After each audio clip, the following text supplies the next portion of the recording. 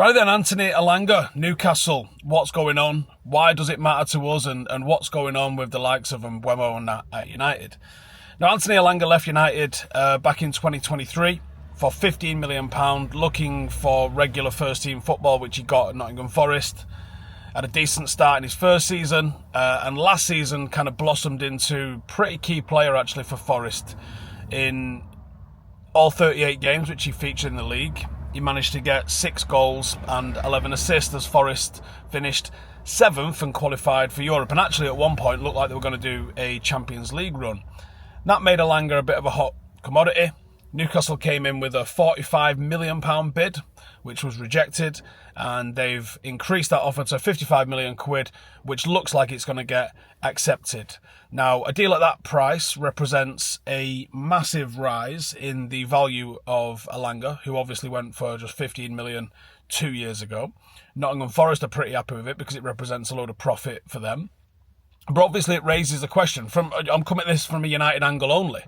From the United angle, did United make a mistake? Did we misjudge Elanga's potential? Was it an error in letting him go in the manner that we did? At United, let's have it right, he was a fringe contributor. 4 goals in 55 appearances isn't the sort of thing that you're scrabbling to keep a hold of.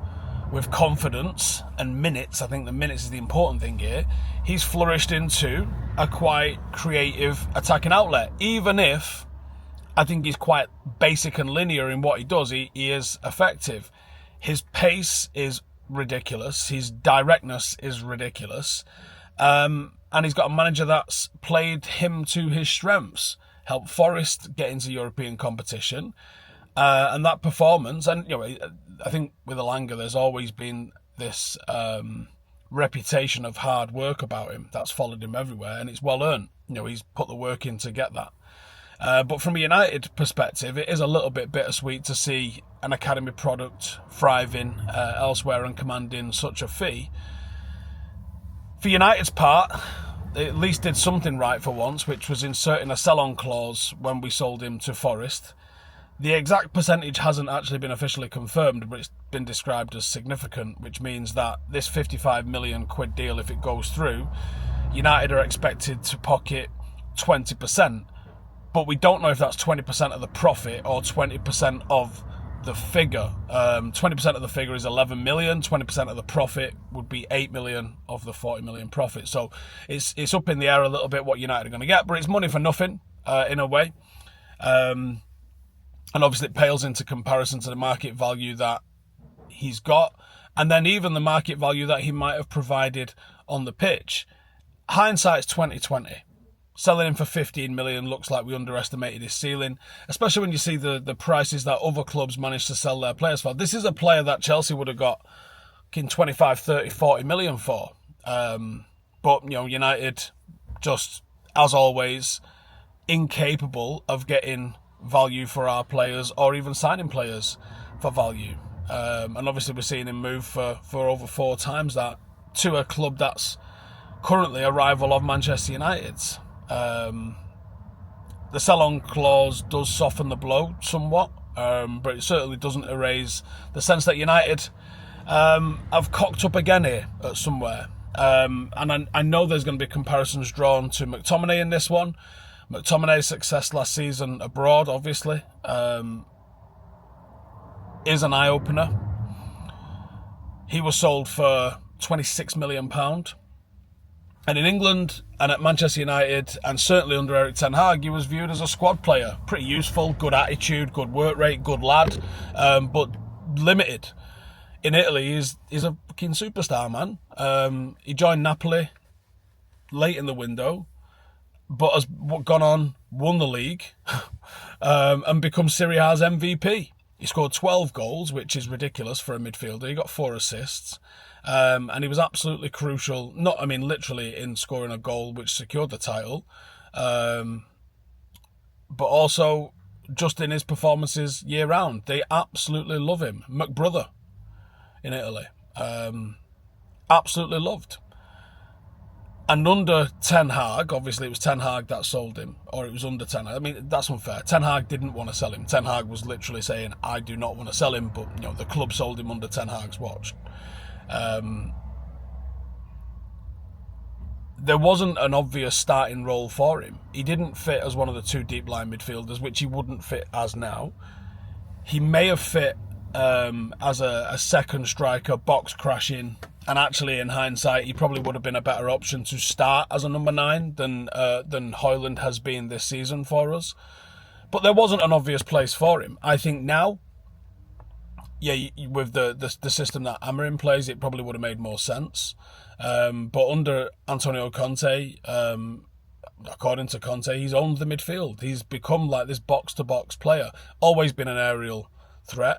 Always been a good defensive shield. I think when you're playing a counter-attacking style of play, as we saw him effectively used under Ollie, him and Fred were not bad against big teams. When you're not going to have too much of the ball, it's when they got on the ball, you're like, these two can't really break lines or dictate the tempo of a game. But they obviously had uses. Now, obviously, the success of both of those two players, both having way more success than United are having without them, we sold them for a combined 40 million quid. United won't sign a player for less than 40 million quid. Incapable of signing a player for less than 40 million quid. And the saga of Mbeumo coming in continues.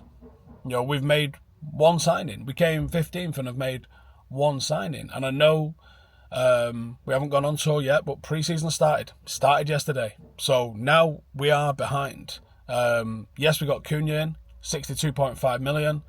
We need Mbeumo to come in as well. We need a lot more goals. It seems like negotiations with Brentford are proving arduous. United have improved the bid of 60 million quid, but Brentford want 65 with some add-ons. It's going to get hard. It's going to be hardball with them. The 62.5 million package supposedly been rejected, and the club's not willing to be held to ransom on the fee. Maybe that's why we're seeing us linked with all sorts of other names. But yeah, straight back on Elanga, because obviously there is no current update, at least anyway, on Mbeumo. It isn't hard to feel a bit of a pang of regret. We're desperately chasing a 20-goal winger, while someone that we let as a 21-year-old, for a fraction of that, is now looking at. Well, he's essentially the person that Newcastle have signed because they couldn't get Mbeumo. Mad, isn't it? The fact that United do get a bit of cash is a bonus, I guess, from it. But it just shows how our recruitment and our management of players has been poor, continues to be poor, and is going to take a long time until we get on top of this. Mistakes like this are going to hurt us. Alvaro Fernandez is one that continues to haunt. You could even start counting the likes of Angel Gomez, the entire situation with Mason Greenwood, the continued situation with Marcus Rashford. There's so much going on, so many mistakes that are happening, continue to happen. It feels like sometimes I feel real confident and it's not loads of things that need to be fixed for us to get back to the top, and then sometimes I just think, Christ on the bike, there's this absolute illusion of competency at Manchester United, and actually at a lot of places. Just because the badge someone wears is an elite badge or perceived as an elite badge doesn't mean the people that are in those roles are elite at doing it. Genuinely think you could have found the local piss can in Wetherspoons who could have done a serviceable job to the tune that Ed Woodward did at Manchester United. It's almost criminal neglect that Woodward has had while he was in charge at Manchester United. And I genuinely believe literally anybody who watches this channel could have done a comparable job to Ed Woodward. And when does that end? When do we start to see Manchester United's executives acting like the fucking £5 million salaried executives that they're meant to be, and delivering the level of success that someone who's paid £5 million a year should be able to deliver? Doesn't feel like it'd be this weekend, does it? Anyway, give us your thoughts on Elanga going to Newcastle. Is it another cock-up by United? Or is it, listen, he wasn't breaking into the team, can't keep everyone, yada, yada, yada. Give us your thoughts.